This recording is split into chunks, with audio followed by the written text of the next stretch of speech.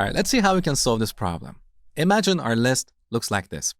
To reverse this in place, we should start from the beginning, grab the first two nodes, and change the direction of the link in between these two nodes.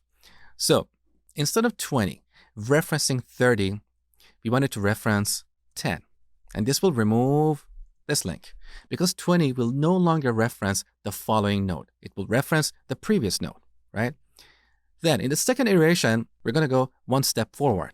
So we're going to work with these two nodes.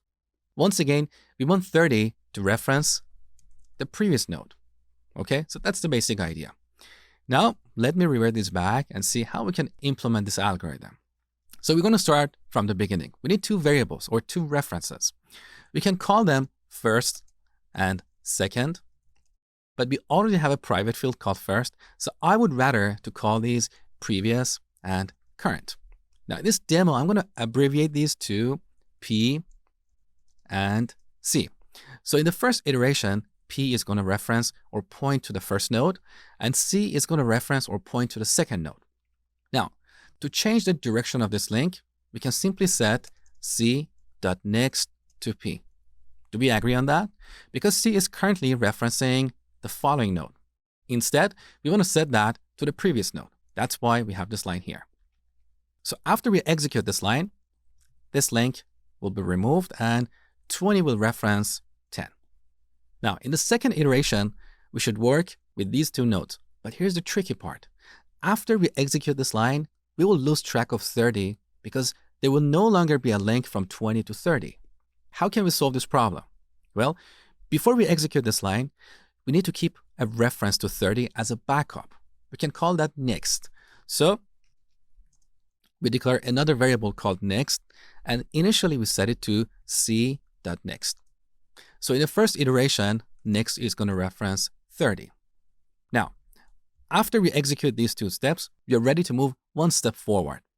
So our pointers or references will look like this. In the second iteration, C is going to reference 30 and P is going to reference 20. So once again, we'll make the current node reference the previous node. So we'll establish this link and then go one step forward. Now in the third iteration, C is not going to reference anything. That's when we stop. So let's see how we can implement this algorithm in code. We're going to start off by declaring a variable called previous. And initially we set it to the first node because before the first iteration, P should reference the first node, right? Similarly, we're going to declare another variable called current, and we set this to first.next. So far, so good. Now we're going to loop. So as long as current is not null, we're going to go forward and reverse the direction of the links. Because in the last iteration, current is going to be here. So it's going to be null, and that's when this loop will be terminated. Now, in each iteration, first, we need to get a reference to the node after the current node. So we declare next here and set it to current.next. Then we change the direction of the link. So that is this line over here. We set current.next to point to the previous node. Finally, we need to move these pointers or references one step forward. So we can set current to the next node and previous to the current node. But there's a problem here. With this implementation, after we set current to next, previous will also reference this node over here. So we should set the previous before setting the current. Okay? We're almost done. So after we execute this logic, all these links will be reversed. But there's a problem. Our linked list has two private fields, first and last, and they are referencing 10 and 30 respectively. But after we reverse this list, last should actually reference 10 and first should reference 30, right? How do we do this? Very easy. In the last iteration, P will be referencing 30. So we can use this opportunity to reset F. Let me show you. So after this loop, we set first to previous. So first will now reference 30. Beautiful. Now, what about setting the last field? Well, one way is to start over, traverse the entire list until we get to the end, and then we can set last. But this is tedious. What if our list has a million items? We want to get rid of this unnecessary traversal. How do we do this? Well, before we execute this logic, the first field is referencing 10. So we can use this opportunity to set the last field. Let me show you. So before we get into this loop, we're going to set last to first. So last will reference 10 over here. But there is a tiny problem. If you paid close attention, in the first iteration, we changed the direction of this link, right? So 20 was previously referencing 30. Now, after the first iteration, 20 will reference 10. But internally, there is still a link between 10 to 20. In other words, our list looks like this because we never cleared this link. Now, what should we do about this? Well, as you know, the last node in a linked list should not reference any other nodes. So here, when we are setting last, we can also set last.next to null. That's all we had to do. Let me remove these comments and look at this entire code. So first we set these two variables, then we set the last field. Next, we have this logic for changing the direction of the links. And finally, we set the first field. Now, this code has a problem.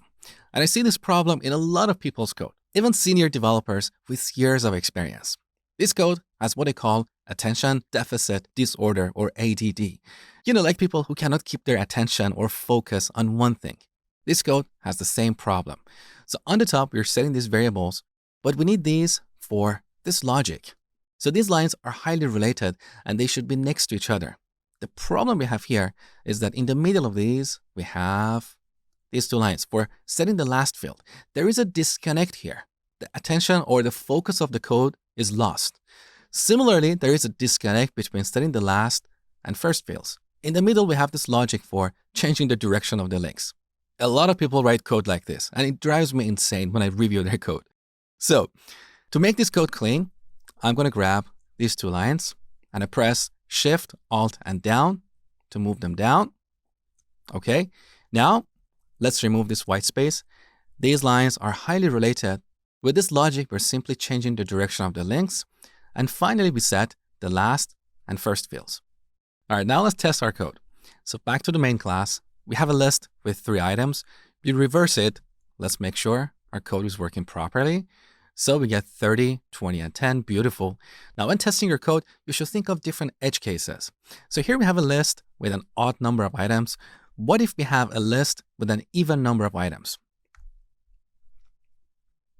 Our code's still working. Beautiful. What if we have a list with a single item? Let's test that too. We get 10. Beautiful.